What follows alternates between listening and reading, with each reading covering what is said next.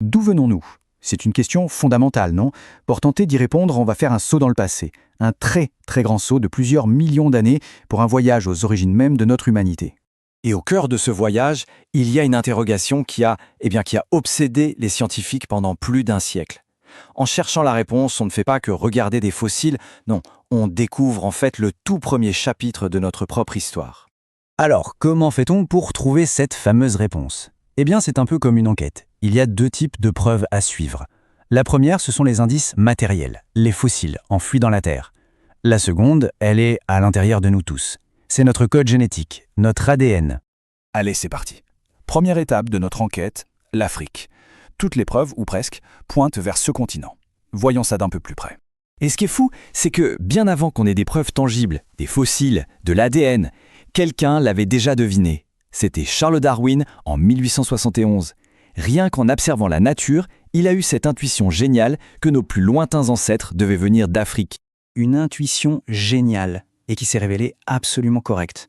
Parce que depuis les années 60, les découvertes se sont enchaînées.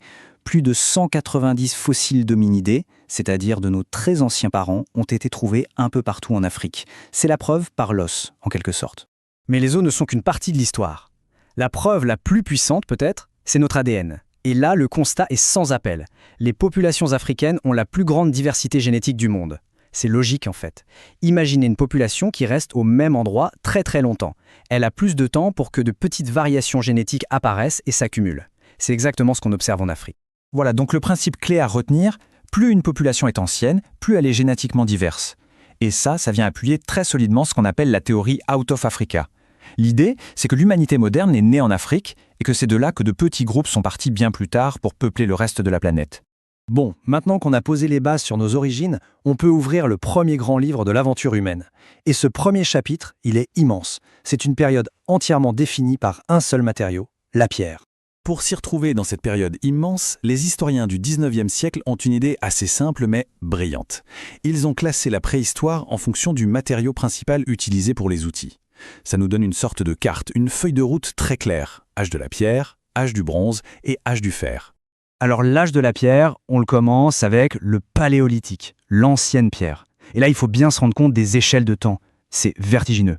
Les changements sont incroyablement lents, mais chaque petite avancée est une révolution. La maîtrise du feu, une révolution. Les premières armes un peu travaillées, une révolution. Et l'art dans les grottes, c'est le signe d'une pensée complexe qui émerge. C'est colossal. Et la vie, à quoi elle ressemblait? Essayons d'imaginer. Pas de chef, pas de roi, pas de classe sociale. Des sociétés égalitaires. On vit en petits groupes, on bouge tout le temps pour suivre le gibier et les saisons. On chasse, on cueille. C'est un mode de vie qui a duré des centaines de milliers d'années et qui est radicalement différent de tout ce qu'on connaît aujourd'hui. Pourtant, ce monde nomade et égalitaire, il va être balayé. Complètement transformé par ce que certains appellent la plus grande révolution de toute l'histoire de l'humanité. La révolution néolithique. Ça ne veut pas juste dire qu'on a commencé à cultiver des céréales, non, c'est beaucoup plus profond. Ça veut dire qu'on arrête de bouger, on se pose, on construit des villages, puis des villes. C'est la naissance de notre monde sédentaire. Attention, quand on dit révolution, on imagine un truc brutal, rapide. Mais en fait, pas du tout. Ça ne s'est pas fait en un jour. C'est une transition très très lente. D'abord, on se sédentarise, parce qu'un endroit est super riche en ressources. Ensuite, on commence à récolter de manière plus intensive, à stocker. Et puis, petit à petit, sur des générations, on passe à la culture, à la domestication. C'est un processus qui a pris des milliers d'années. Et cette étincelle allumée au Proche-Orient, dans ce qu'on appelle le croissant fertile, va mettre le feu aux poudres.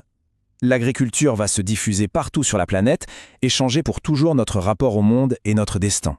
Alors, après la Terre, l'agriculture, le prochain grand bouleversement vient des métaux. La maîtrise des éléments. Le métal, ça change absolument tout. Pourquoi? Parce que la pierre, on en trouve partout. Le métal, non. C'est rare. Il faut savoir le trouver, l'extraire, le transformer. Et qui dit ressources rares dit contrôle. Pour la première fois, on voit apparaître la richesse, le pouvoir concentré entre quelques mains et des hiérarchies sociales très fortes. On est à des années-lumière des sociétés égalitaires du Paléolithique. Et là, la logique est implacable. On a des populations sédentaires, des richesses accumulées, des métaux. Il faut donc les protéger et convoiter celles des autres. C'est la naissance de la guerre organisée.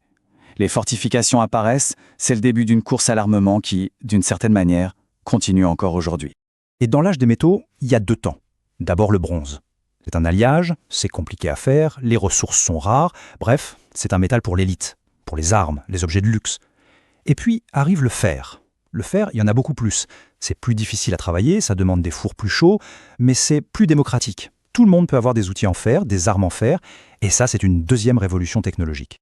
Bon, on a vu l'agriculture, les métaux, les sociétés qui se complexifient, mais alors, à quel moment on arrête de parler de préhistoire et on commence à parler d'histoire? C'est quoi la frontière? La frontière, c'est une invention, une seule, l'écriture. C'est ça qui change tout.